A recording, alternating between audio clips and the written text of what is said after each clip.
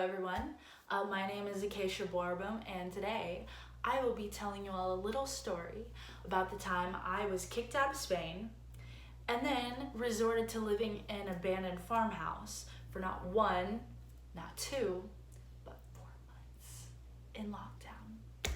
How did this happen to someone, you might ask? Well, I happened to be one of those lucky individuals who was studying abroad at the time this national pandemic hit. And I was studying abroad in Europe.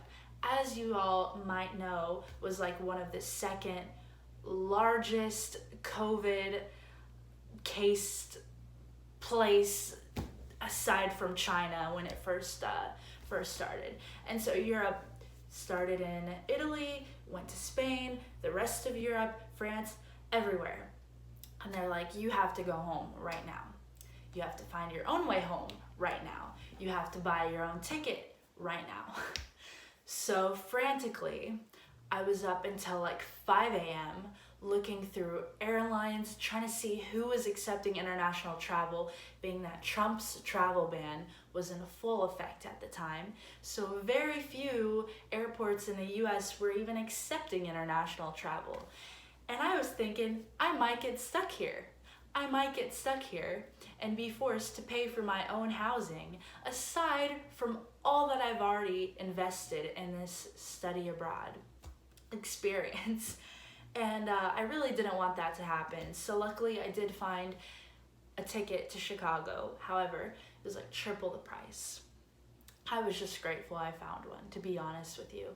But now my next step was, where am I gonna self-quarantine, right? Call up my mother. It's about 5 a.m. At the time in Spain. And she says, yeah, you're not coming home. I go, what? She's like, you're not coming home. I can't have you coming home. You know, you can get me sick. Who knows if you have it or not? And I go, well, where am I supposed to go? You know, I'm showing up to Chicago. I don't have anyone who will pick me up.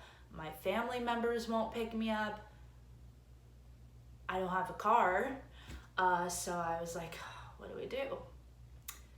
Well, I called up an ex-partner and I said, here's the situation. I've got to travel into Chicago and I don't have a place to stay because frankly, my family doesn't want me to come home. And he said, all right, let me see what I can do.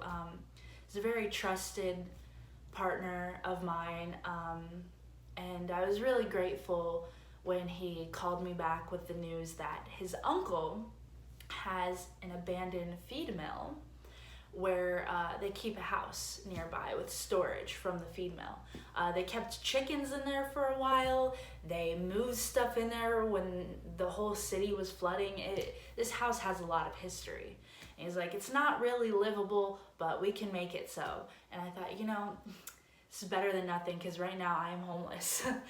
So I show up to Chicago, he picks me up, takes me to St. Louis, and it's kind of a difficult situation being that we used to be in a relationship and now I was gonna be staying in this feed mill with him.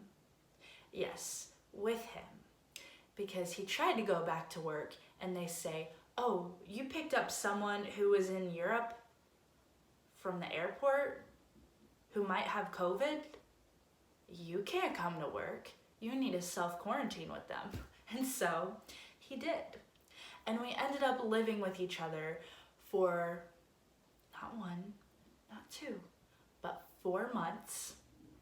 And it was the most stressful and frankly depressing time of my life. Not because there was anything wrong with this individual, but because my family wasn't there to support me, and someone whom I moved on from romantically was. So it really makes you question the purpose of people in your life and who's really there for the long run and who's not. And I was taking baths with buckets in this house, you know. I was living in a house that used to have chickens in it, which, you know, I'm not trying to compare anyone's living situations. It's just, it's just not the most comfortable situation, and I had to do it for 4 months living out of a suitcase.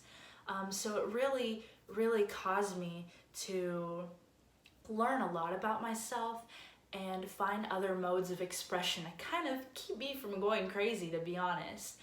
It really brought out the inner child in me. I started painting again, which is something I haven't done in so long. And at the end of the day, the whole experience made me realize a lot about independence, doing things on your own, and not relying on people, even though they're your family members. Sometimes they're not going to be able to be there for you, and unfortunately, you have to make decisions for yourself sometimes, and it can be quite lonely. But once you persevere through, you figure it out, and you find healthy ways to express yourself, you can really learn a lot from it.